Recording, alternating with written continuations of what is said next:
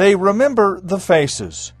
The gentle sweep of dancing feet as a big band played that Friday in the lobby of the Hyatt Hotel. They remember the warmth of a summer evening, friendly conversations with strangers. They remember laughter, smiles, the sounds of Satin Doll echoing through the room. And they remember the strange sway of crowded skywalks overhead. They remember how time split in two. And all of a sudden I heard a popping over my head, like steel popping. Loud bang. I mean, like you can't believe. People say that 1 minute after 7, other people say it was 3 minutes after 7. But at that time, the skywalk collapsed. The horror still almost beyond imagination. A concrete skywalk some 40 feet above the floor, crowded with people, tore loose from its misdesigned moorings and fell to a second crowded skywalk below. The combined wreck of steel, concrete, and flesh, then pancaking to the main floor below. In a fog of drywall powder and water spray, a stunned silence, darkness, then chaos, catastrophe.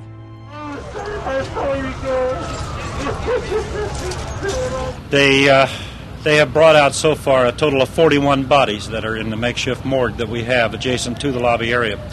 It is unknown how many of the estimated 1,500 people that were in the lobby at the time of the collapse may have been injured. We've utilized practically every major hospital in the Kansas City area. At this point, we do know one thing for certain: the death toll is going to rise.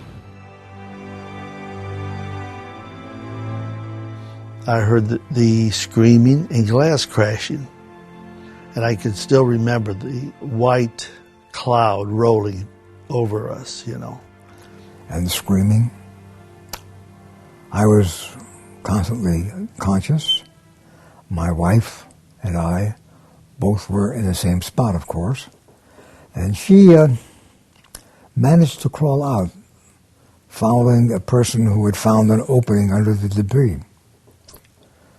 But I was badly injured and couldn't move. Both of my legs were torn out of the sockets. My left leg was across my chest and behind my right ear, and my right leg was pulled out and was up here behind my left ear. So yeah, it kind of made me like a pretzel a little bit. Any idea how many people are injured and still alive, and how many people there may be trapped and, killed underneath? We know of at least 4 or 5 that are still talking to us, and we can see other bodies, so it's hard to tell. There's been speculation between 5 and 15, and I wouldn't want to say, but I'm satisfied there'll be more dead underneath that rubble. Now, Doctor, what is going on inside? Well, right now, everyone who's not been pinned by the debris has been evacuated from the hotel. That's probably in the vicinity of 120 to 150 people. And now we're releasing people as they're trapped under the debris one at a time. They're coming out steadily. They are identifying those who are deceased. I've been in the morgue, and I've seen each and every one of them. They're trying to get wallets or fingerprints or anything else that they can use. They will try to have that information as soon as possible, and we realize the concern and anxiety of so many people, but it's the only way to do it, and we will have that set up just as quickly as possible. Hundreds were trapped in the rubble. Some died immediately. Others struggled for help, for breath, for life. Joe Wackerly was among the first emergency responders to arrive. When I walked in, every one of your senses was assaulted. The smell was characteristic of what you would expect at a scene of carnage, with a lot of people hurt, injured, and dead. There was water on the floor, and it was flowing out of the pipes that had been severed by the skywalks collapsing. There was wires swinging above everybody, arcing, and there was a smell of gas and fuel. Throughout the humid evening and into the morning, Wackerly and hundreds of colleagues worked to save those who could be saved.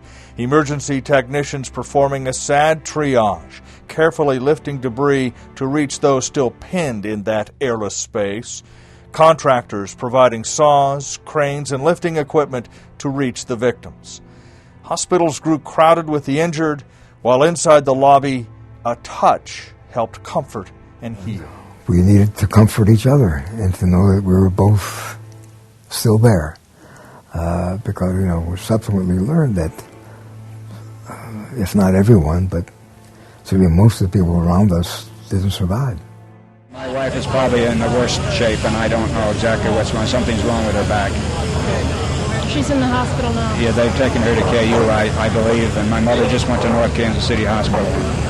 People screamed, people ran, glass shattered, water came out. It was a real tragedy. By Saturday, the scope of the disaster was clear. 114 people would die of their injuries at the Hyatt. More than 200 were hurt, some disabled for life, others facing scars, both physical and emotional.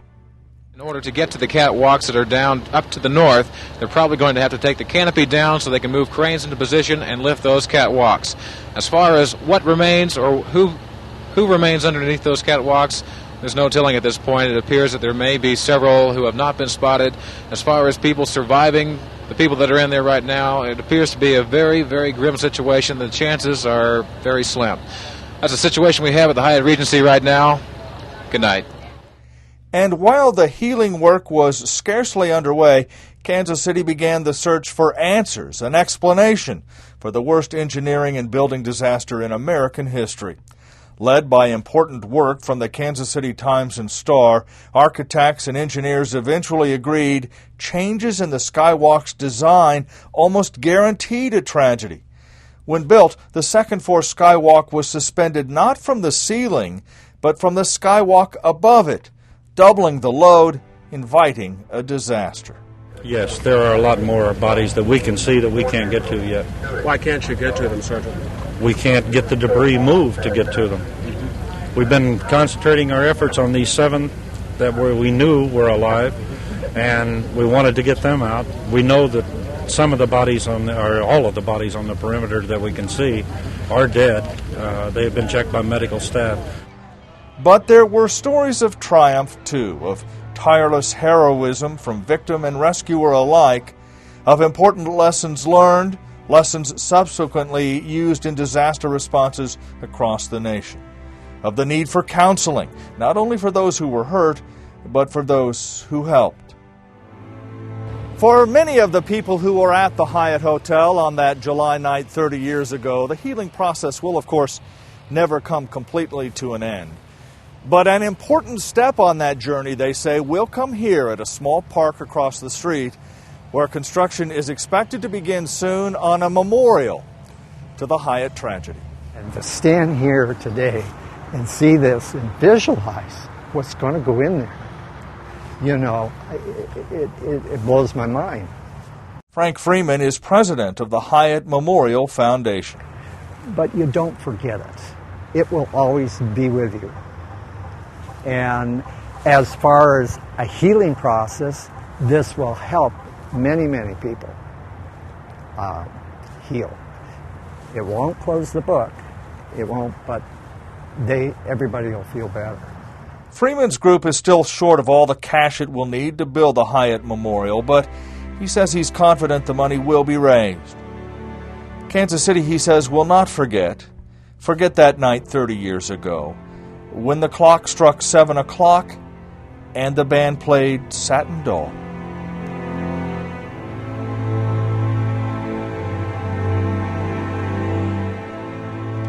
For the reporters, photographers, and editors of the Kansas City Star, I'm Dave Heller.